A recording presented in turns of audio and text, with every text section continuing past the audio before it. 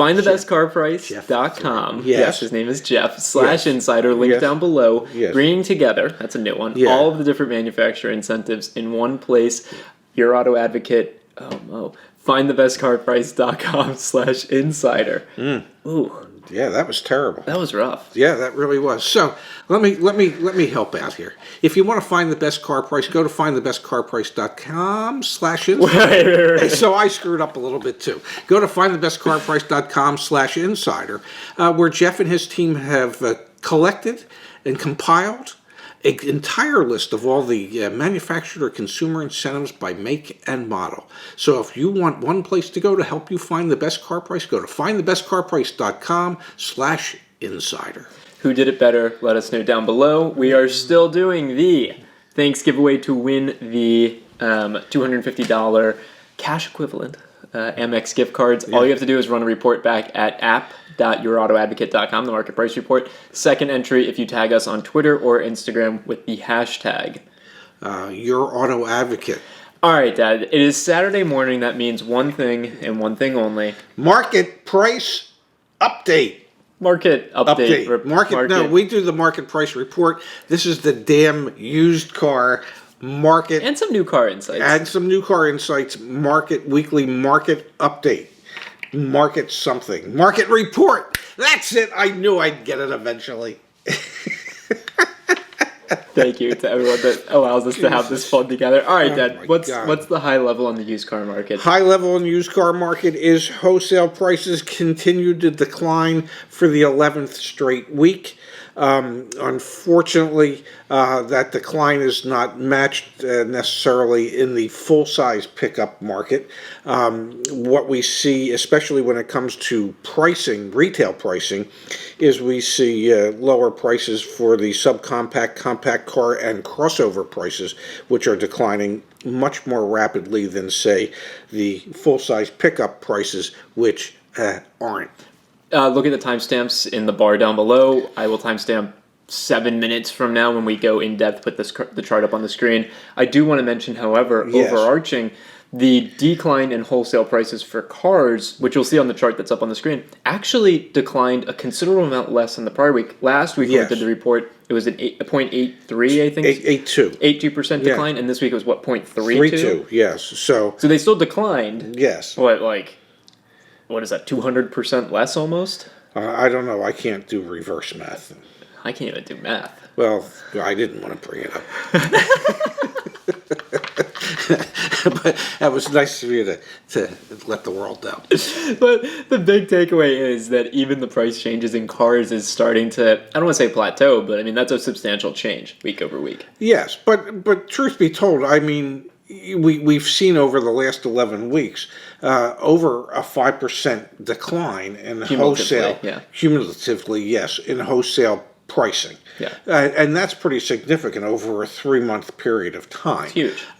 So that I think it would be safe to say that you wouldn't expect it to continue at almost a point a week. Yep. That's probably not sustainable. Although if the continued surge in COVID cases, we might see that if there's another shutdown or lockdown, where we might see the precipitous drops that we saw in wholesale values back in March and April and May. Yeah.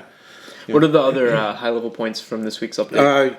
Used retail listing volume continued to increase, and when you see that, it means that supply is finally getting a little stronger than demand at this point. So there will be a continued softening of retail prices, not as dramatic as we would like to see or we would expect to see, but it will continue that there'll be some type of softening of retail prices. I think the latter part of December and into the first quarter, maybe even the first half of next year, is when you really start to see a decline in retail pricing. And you know, we can't predict the future, and we've proven that in the past. But you just have to think with the worsening situation with COVID that you'll probably at a certain point see a significant drop off in retail activity and retail pricing. I'll cite a perfect example for you. I received an email from a viewer in Southern California who's looking at a Honda Accord hybrid of some kind. And the price that the dealer's asking is 25.8 something. Okay. And so I pulled the market price report. Nice. Yeah. And back in May, in the depths of the pandemic issue, the price on the vehicle was exactly $2,000 less. 26.5. Yeah. Yeah, than what they're asking right now. So, if the pandemic rears its ugly head again, then I would anticipate we'd see those type of fluctuations in a downward manner moving forward. We just have to see how COVID plays out over the next 30, 60, 90 days to see how it could impact retail prices. One thing I wanted to mention, though, is you mentioned retail listing volume is up, which means there are more vehicles listed. Yeah, cars available. However, that's juxtaposed with a continued decline in the available vehicles on the wholesale market. And so it's kind of interesting that wholesale prices are going down and there's less vehicles going through the lane, at the auctions. And then retail numbers are going up. I don't know how to make sense of it all. I'm just stating that wholesale supply is shrinking and has been, while wholesale prices have been falling, which is counterintuitive. You'd imagine that if there's less supply, then demand would be higher and prices would go up. But I think we reached that peak. People spent a lot of money. By people, I mean big corporations spent a lot of money, got kind of fat and happy, like, oh, we just buy, we just buy, we just buy, we just sell. Retail demand's starting to soften. And like you said, the next 30, 60, 90 days. And I really do believe that as we head to the end of the year, there's going to be this push to try and make things look as good as possible heading into 2021. And you've got to imagine people will make car deals. That's kind of my personal hunch.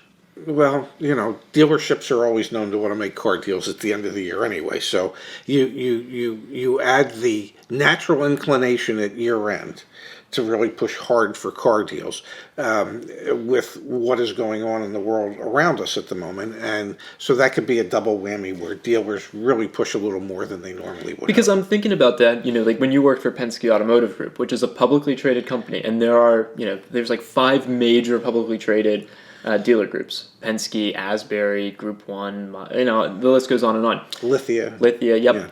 Okay. They have to report quarterly to their shareholders, and they have to tell a compelling story for why their stock price and the company's valuation should keep going up. And you've got to imagine that if there's continued softening in the market, they're not going to want to continue to pay interest and floor plan cost on all these vehicles that are sitting there. Like, they'll sell them, turn them into cash, cut their losses, and then be able to sell the story of, well, now we can buy more inventory more cheaply. This is all, but I'm not a soothsayer, but maybe I am. Ooh. If you're an OG Your Auto Advocate fan, my dad called me that one time and I had no clue what it meant. Yes. Still don't really know what it means. It's good. Good. At least when he hears something he doesn't know, he's not curious enough to find out. Remember when I said the F word at school when I was in like 2nd grade because I heard you say it at home, and then the teacher made me come home and ask you what it meant? Yes, I remember after our Friday night dinner when I was sitting on the sofa with your grandfather and you came up behind me and you said, my teacher wanted me to ask you, Dad, what does mean? And my response was, well, son, that's the ultimate curse word, and I'll tell you how to use it properly in a sentence when you're a little older. Let's hear it. I'll believe it. No, that's it. You're like, nope. Not catching me on that. All right, let's keep going. So there was some other interesting information with regards to, was it account in hardship or auto loan delinquency rates dipped slightly in the third quarter, but the thing that was really caught my eye, and it caught your eye, and we said it at the same time. Auto loan originations, which include both loans and leases, reached a high in quarter 3, which is, there's people out there that are still looking to buy and lease cars. So as bad as things have been, as bad as the economy is, as bad as COVID is striking parts of our population, those who have the ability to go out and buy cars, well, they're still doing it. there doesn't seem to be anything that's stopping them from doing it. So loan and lease originations have increased dramatically in the third quarter. Yep. Yeah. There was another thing I saw, Dad, while you organized your next thought, which was with regards to new vehicles. You're assuming I can organize a thought. Which, with regards to new vehicles in the supply chain, I'm going to read this verbatim. Production delays continue to plague many of the OEMs as they struggle with absenteeism and supply chain delays. Recently, Hyundai and GM have made news for supply chain delays. Am I stealing your thunder? Yeah. Causing production stoppages at facilities in Alabama, Texas, and Kentucky. Well, okay, I teed it up. Now you tell me what that means. Well, it means because more people are getting sick. Yeah. Plants are shutting down. Yeah, the plants are not able to perform at the highest level possible because they just don't have the staff. Whether it's the staff that produces the goods that are needed for the cars, the supply chain pieces that are needed to build the cars, or it's the auto workers themselves who are falling ill, and the shifts just aren't running at full operational capacity. And, well, ultimately that'll impact the number of new vehicles that's available at dealer lots. Which, as we've seen, then obviously impacts down market on used vehicle demand especially. Yes.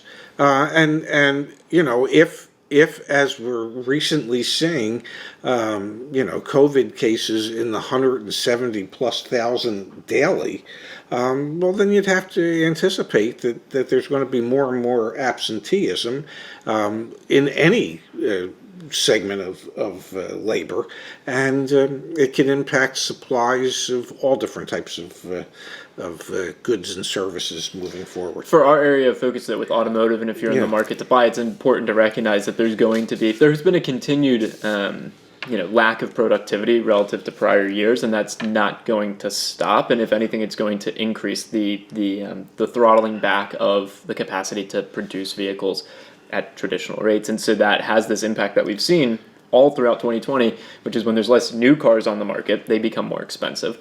The stories we've heard about additional dealer markup on all sorts of vehicles is nuts, which then drives people to look to used cars, especially because already you're further down on the depreciation curve. You can sell yourself on why that's a good deal, but then used car prices continue to stay up. And so there's all these factors that go into the current state of the market. And again, we're not necessarily able to tell you exactly what it means, but we can paint the picture for what's going on so that you can be more informed in your area, especially then if you do go run a market price report, see what your local market conditions are relative to these macro trends, and then you can kind of dial in on if now's the right time or not to go pursue buying a car. Yep, absolutely. And